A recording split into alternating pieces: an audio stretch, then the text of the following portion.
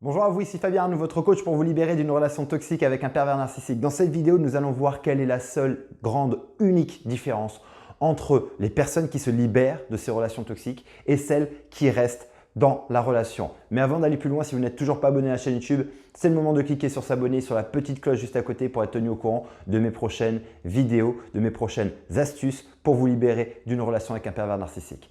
Alors, quelle est cette grande différence qui existe entre les personnes qui vont se libérer définitivement de ce type de relation et les personnes qui vont rester sous emprise, qui vont rester dans la relation et qui n'arrivent pas à se libérer de cette relation toxique. La seule grande et unique différence va se produire dans la capacité finalement à passer massivement à l'action. C'est pour moi la seule et unique grande différence. Il y a les personnes qui vont rester dans la relation et qui vont chercher à avoir des informations, comprendre le pervers narcissique, elles vont devenir presque des expertes de leurs problèmes, mais ne passent finalement jamais à l'action. Elles restent dans la relation. Elles font les choses à moitié. Elles sont un peu dans la demi-mesure.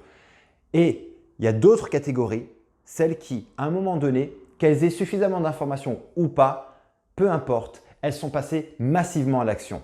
Elles ont coupé la relation. Elles ont pris les risques qu'il fallait. Elles ont accepté de payer le prix des conséquences de quitter la relation. Elles ont accepté tout ça, elles ont pris leurs responsabilités, elles ont pris leur clic et leur claque et elles sont parties. Ça, c'est la grande différence. Aujourd'hui, tu peux passer des heures et des heures et des heures à regarder des vidéos sur les pervers narcissiques, à les comprendre. Et je crois que c'est une étape extrêmement importante pour comprendre ce que tu vis, pour comprendre qu'est-ce qui se produit en toi, qu'est-ce qui se produit chez l'autre. Est-ce que l'autre effectivement converge en tout cas vers les comportements d'un pervers narcissique. Est-ce que cette relation est effectivement toxique? Est-ce que c'est pas moi? Mais déjà, lorsqu'on est dans ce type de questionnement, on sait déjà que voilà, on est déjà dans les grands traits de la personne qui est manipulée et qui cherche des réponses à ces questions. Et c'est important d'avoir des réponses à ces questions. Par contre, avoir des réponses à ces questions, au bout d'un moment, doit te permettre d'agir. Et beaucoup de personnes vont en fait rester dans cette phase-là de compréhension. La compréhension, c'est extrêmement important, comme je viens de le dire, mais par contre, ce qui va faire la différence, c'est celles qui, à un moment donné, agissent. Tu peux rester encore aujourd'hui des années à regarder des vidéos sur les pervers narcissiques, à squatter YouTube, à squatter Internet, à regarder des bouquins et ce sera très bien pour alimenter aujourd'hui peut-être ta compréhension de ce phénomène-là. Mais par contre, en aucun cas, ça te libérera dans le sens où si tu restes dans la relation, tu restes dans la relation, tout simplement. S'il y a toujours une emprise, l'emprise reste.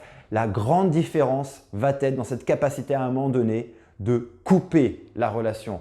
Et certaines personnes vont dire « oui, mais moi je ne peux pas couper complètement parce que j'ai des enfants avec ». Oui, tu peux peut-être pas couper complètement, mais ça ne t'empêche pas de quitter la relation.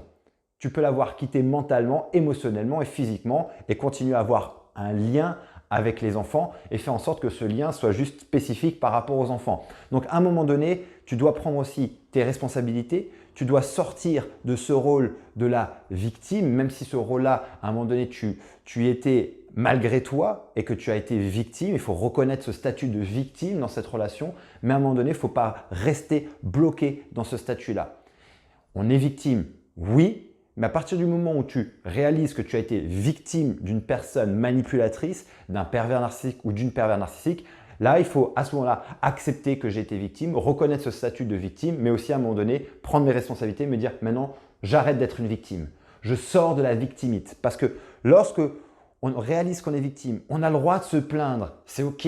On a le droit de dire que je suis victime, oui. Et ça, je suis OK avec ça et c'est normal et je pense que même c'est important de reconnaître ce statut-là. Par contre, s'immobiliser dans ce statut de victime ne va jamais t'extraire de la relation.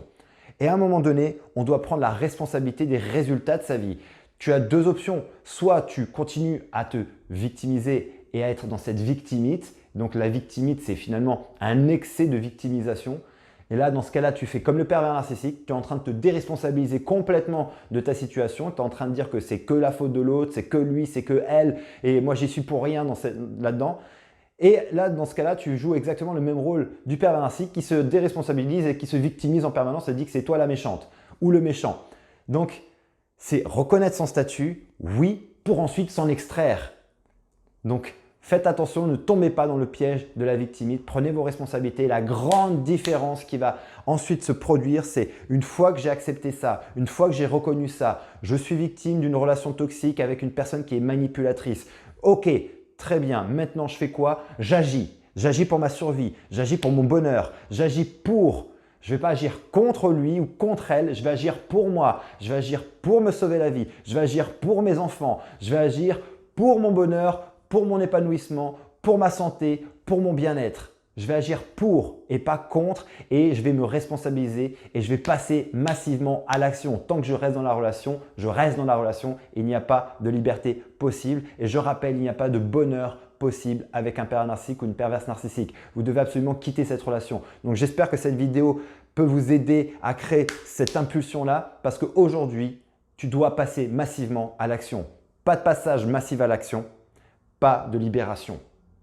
J'espère que c'est clair. Si tu as aimé cette vidéo, n'hésite pas à la liker, à la commenter, à me mettre tes réactions par rapport à ce que je suis en train de te dire. Mets-moi ça dans les commentaires. Et si aujourd'hui tu as besoin d'aller plus loin, j'ai alloué ces prochains jours quelques créneaux pour te permettre d'avoir une session de diagnostic au téléphone où on fera le point ensemble sur ta situation et je t'expliquerai le moyen le plus rapide pour te libérer et t'extraire de cette relation d'emprise avec un pervers narcissique. Tu retrouveras le lien dans le descriptif de cette vidéo. Il te suffit de cliquer dessus, tu seras redirigé vers mon agenda, tu prends rendez-vous et je t'appelle. D'ici ma prochaine vidéo, rappelez-vous et souvenez-vous, vous méritez d'être aimé et vous méritez d'être heureuse. À très bientôt.